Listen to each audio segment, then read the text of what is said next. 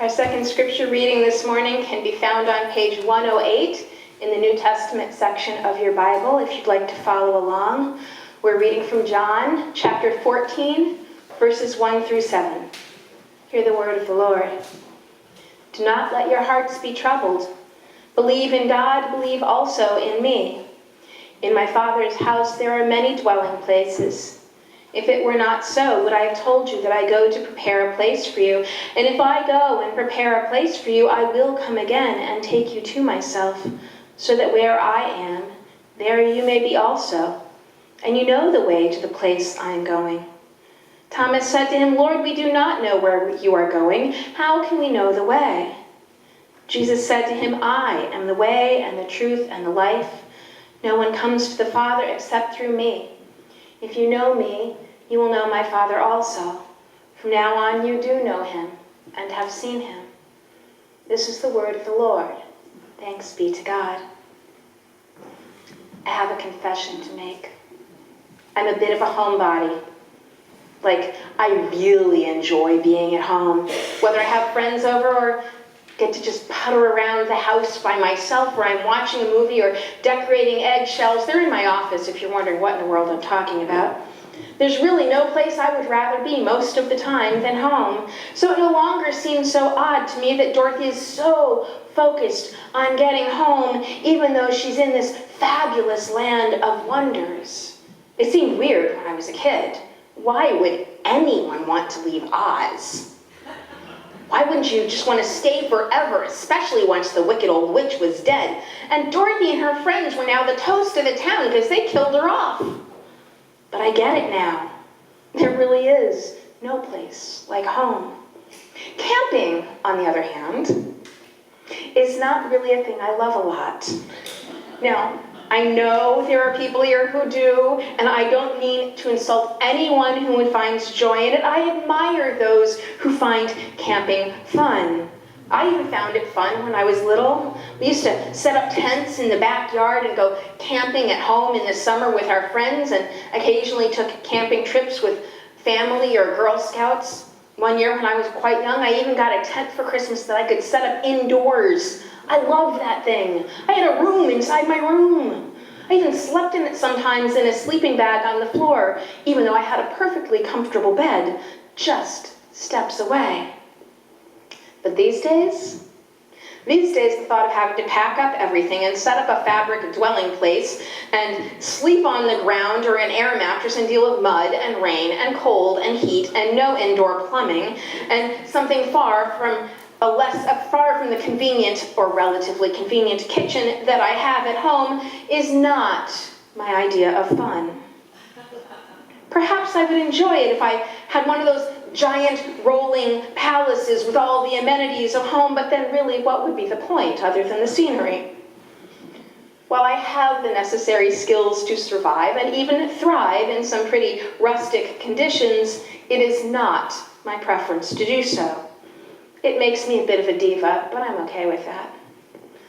But this morning's passage about living in these lives in tents, that resonates with me.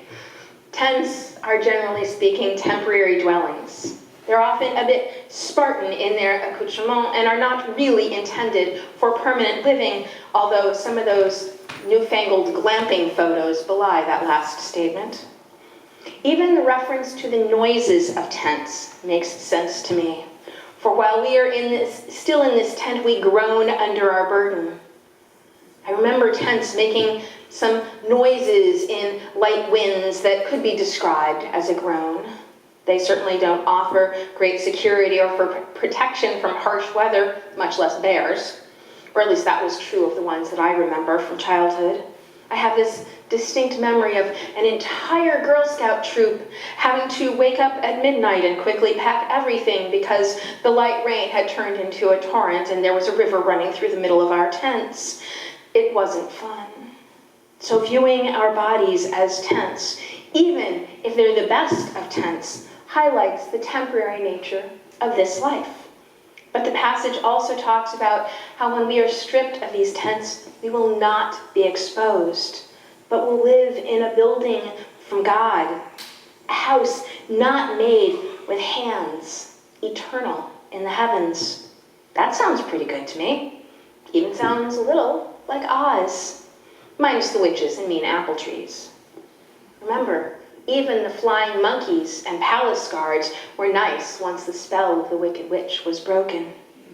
Heaven, a home not made by human hands or human machines, is mystical and magical, like Oz, and is promised to be even better than the best images our wildest imaginings can come up with. I used to have this younger group of youth, 5th and 6th graders, when I was in seminary. They were always asking me what heaven was like.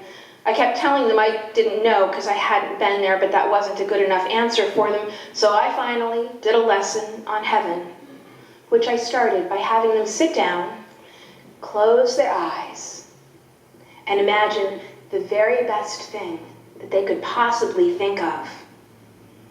And I asked them to raise their hands when they had something. Once everyone had their hand raised, I said they could open their eyes and put their hands down, and I called on a few of them. Got all kinds of answers, things like endless video games and candy and soda, a room all my own that my little sister can't come into, all the puppies and kittens I want without any allergies, the kinds of things children imagine as the best things possible. And after each and every answer, I would look at them and say, it's better than that. And it is. Oz is a fantastic place dreamed up by an incredibly creative mind and brought to life in glorious technicolor by talented tech people and actors and musicians and all the others that make a great film what it is. But even the best, most glittery parts of Emerald City pale in comparison to what cannot ever be made by human hands. A home built by God, just for us. God who knows everything about us, who knows us even better than we know ourselves, who can dream things and create things we can't even imagine, has created a home just for us.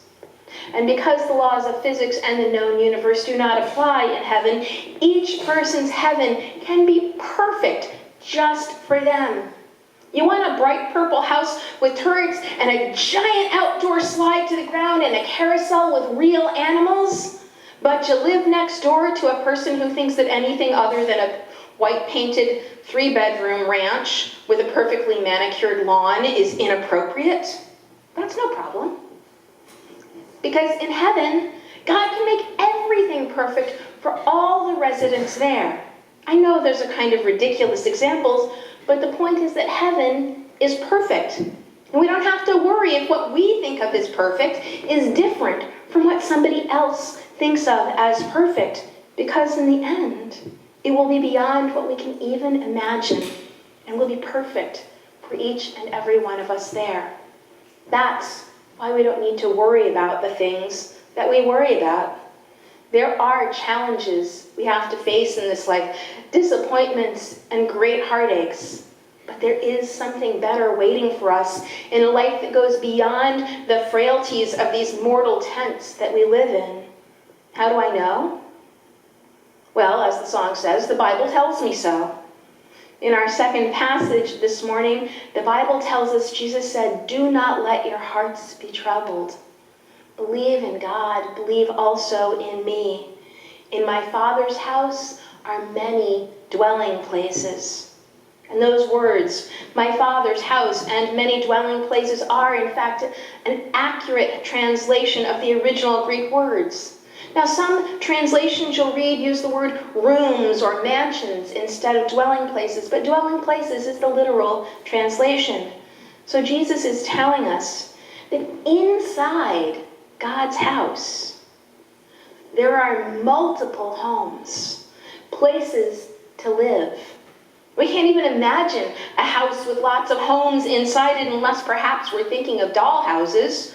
We can imagine a large apartment building, I suppose, but I don't imagine we'll all be stuck in apartments in heaven. Yuck. We will have homes inside God's house, all built by God. who doesn't even need tools, is truly beyond what we can imagine. But it does give comfort in times of trouble, even to our modern ears. How much more comforting it must have been to those in biblical times, when most places were under Roman rule and food preservation was questionable at best, and most homes, even in cities, were simple box-like structures built of mud, bricks, and rocks, and whatever rough wood they might find. Jesus tells the disciples about the many dwelling places in heaven, and it's not even the focal point of his message. It's an aside in a talk focused on convincing them not to worry, even though he's going away. Jesus is telling them he's going to be crucified, but he's going to go and make things all nice and spiffy for them up in heaven. Not so much from a dusting and decorating point of view as from a forgiveness and mercy point of view. He says he's going to prepare a place for them and will gather them to himself so they can come and live there too. And since we are also disciples of the risen Christ, we have dwelling places waiting for us in heaven, in God's own house. Homes made just for us. And the job of the church, the job of any church, is to teach people how to get to those homes someday and how to live in these tents until we get there. Now, Thomas was confused, as so many of us often are, when great truths are told in a way that is just beyond our ability to grasp. Thomas says to Jesus that they can't follow him to this wonderful place because they don't know the way. But Jesus says, I am the way and the truth and the life. No one comes to the Father except through me. If you know me, you will know my Father. From now on, you do know him and have seen him. This demonstrates clearly that Jesus isn't talking about home as a physical structure on earth, but a dwelling place beyond our wildest imagining in heaven. And how we get there is by belief in Jesus, which is the basis of our faith. It's why we're part of a church in the first place, to learn how to live out our faith in a way that works in these mortal tents until we move on up.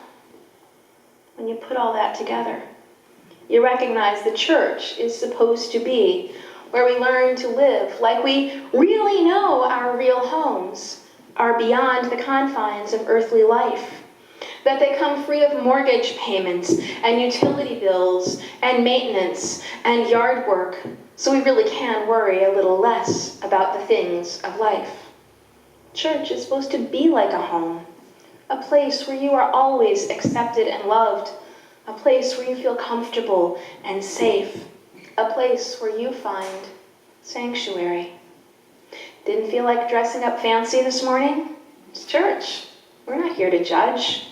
Got here a little late? That's okay. You're here now, and that's what matters. Been a while since you stopped in for a visit? Much like the best of families, we are just happy to see you when you're here, and we miss you when you're gone. Made a bunch of mistakes? Forgiving is a big part of what the Christian faith is about, and you are forgiven here. Having a rough day? Here's where you can find a sympathetic ear and a hug if you want one, and probably a box of tissues not too far away. Here's where you can find people to laugh with you and celebrate with you, people to weep with you and mourn with you, people to just sit quietly and support with you, people to tell you the truth in love, and people who are going to love you even when you mess up. That's how church is supposed to be. And this church does a good job of it. Families have family homes. So when you walked through the doors this morning, you really were coming home to your slightly weird, but always wonderful church family. You are coming home to a place that is familiar and comfortable, accepting and loving and warm. Sure, new things happen occasionally, just like they do in your own homes. Things get redecorated or renovated. Old stuff that's no longer used gets discarded, and new stuff shows up, and you have to figure out where you're going to put it. Some hymns, like some family meals, are more to your taste than others, and sometimes the new ones take a little getting used to, but they all provide nourishment for our souls, and each one is likely someone's favorite, even if it's not yours. There are births, and there are deaths, and there are new people who become part of the family, and some beloved family members that move away, but we are all one big family of faith. And there is always room for more to be welcomed here. This is our spiritual home while we live in these tents of flesh. And there really is no place like home. Welcome home. And hey, Lori, pass the chocolate syrup.